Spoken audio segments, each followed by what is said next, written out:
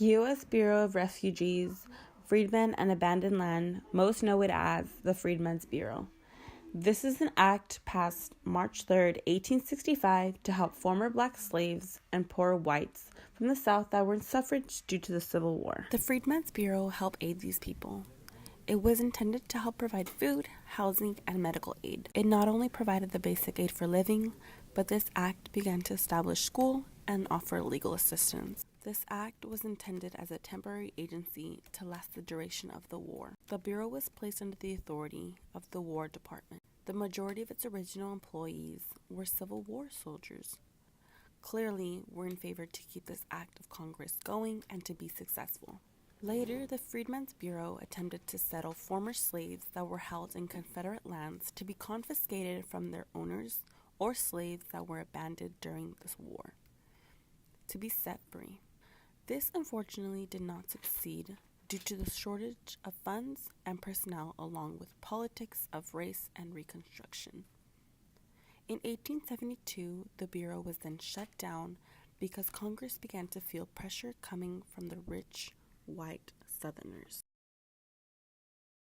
On December 6, 1865, slavery was finally abolished. The 13th Amendment states that neither slavery nor involuntary servitude expect as a punishment for crime whereof the party shall have been duly convicted also shall exist within the United States or any place subject to the jurisdiction. So how's your family slaves treating you? They're doing good. Yeah? By the way, your shoes untied. Oh man, I'm kind of lazy to tie them. You should just call your slaves. You're right. Jamesy boy, come here. I need you to tie my shoe. I ain't tying your shoe. Why not? I'm no longer a slave. What makes you think that? Because as of today, December 6, 1865, slavery is abolished. In Congress, it was passed by the Senate on April 8, 1864, and by the House of Representatives on January 31st, 1865. Abraham Lincoln, former president who lived from 1809 to 1865, issued the preliminary Emancipation Proclamation declaring that on January 1st, 1863, all slaves in the rebellious states shall be then, therefore, and forever free. Men and women from the black community thought after the 13th Amendment was passed they were going to see changes. Little did they know things turned for the worse. Freed slaves, both men and women, would still face discrimination everywhere they went. Freed slaves were often neglected by the Union soldiers and faced rampant diseases, including outbreaks of smallpox. Many freed slaves died due to starvation. Life as a free slave was almost as bad as still being a slave. The 14th Amendment was introduced in the Reconstruction period of the United States, passed by the Senate on June 8, 1866, and passed by the HOR on June 13, 1866. It took a little over 2 years for the law to pass on July 9, 1868. The amendment addresses citizenship rights and equal protection of the laws and was proposed in response to issue related former slaves after the American Civil War. They were also under the protection of the 14th Amendment because it required the government officials to respect basic civil rights of all Americans. Hey guys, how are we doing today? Good. I'm Dr. Jones. Nice to meet you. Nice to meet you. Before we start, I'll need you guys to just fill this out, okay? Sounds good. Alright. Are you a citizen of the United States? No, I'm not a citizen. Are you? No. Oh my god, my baby. What we're gonna do, I'm a little worried that our baby might not have citizenship here. I guess we just have to ask the doctor. Let's see what he says. Alright guys, are we all good here? Yeah, we had a couple questions we're worried about that we wanted to ask you. Alright, cool. Let me have a seat and we can talk about it. Alright, what was your question? Since my wife and I are not citizens of the United States, will that baby have citizenship? Well, with the 14th Amendment just passing of July 9th, 1968, yes, your baby will be a citizen of the U.S. because he was born on U.S. soil. Thank you, Jesus. Thank God. That's good news. That's Yes, good thank news. you. Alright, you guys. Now that there are laws to protect the African Americans, no one can hurt them without having to deal with the consequences. The 14th Amendment freed women from being slaves, but that's about all it did. For the first time ever in the United States history, The proposed amendment added the word male into the Constitution. In Section 2 of the 14th Amendment, which dealt with voting rights, used the term male.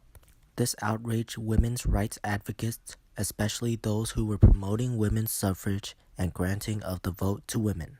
Some women's rights supporters, including Lucy Stone, Julia Ward Howe, and Frederick Douglass, supported the 14th Amendment as essential to guaranteeing black equality and full citizenship, even though it was flawed in only applying voting rights to males. On the other hand, Susan B. Anthony and Elizabeth Cady Stanton led the efforts of some women's suffrage supporters to try to defeat the 14th Amendment because it included the offensive focus on male voters. This would create a rift between the two sides, and each side saw the others betray basic principle equality.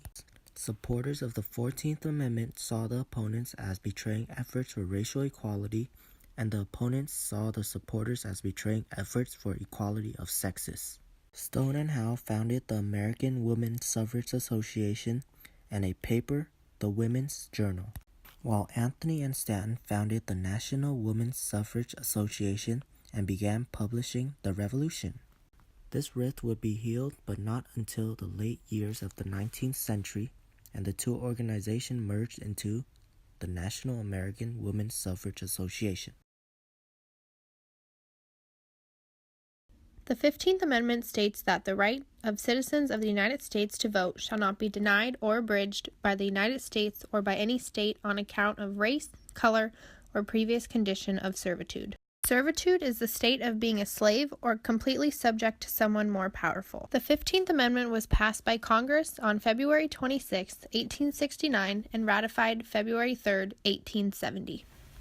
Man, I'm so glad to vote for this country. Yeah, me too, man. Who are you voting for? Why does it matter? You can't vote anyways. Why is that? Because you're not white. But the 15th Amendment says that I could. Despite the 15th Amendment granting African Americans the right to vote, President Lyndon Johnson had to sign the Voting Rights Act on August 6, 1965. This act was put in place to overcome legal barriers at the state and local levels that denied African Americans the right to vote. Some of these barriers were literacy tests, poll taxes, and white primaries that excluded African Americans from voting. If it wasn't the legal barriers, the physical and mental abuse by whites was enough to deter them from voting.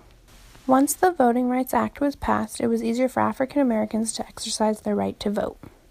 One day after the 15th Amendment was adopted, the first African American voted. His name was Thomas Peterson Mundy from Perth Amboy, New Jersey.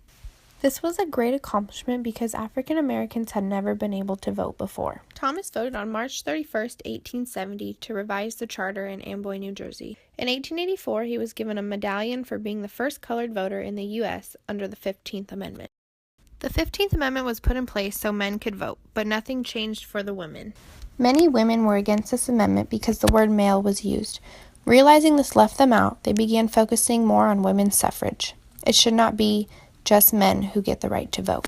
During the 1850s, the women's rights movement was huge, but slowly began to die down when the Civil War began. Women like Susan B. Anthony and Elizabeth Stanton began to push for women's rights after these amendments were passed.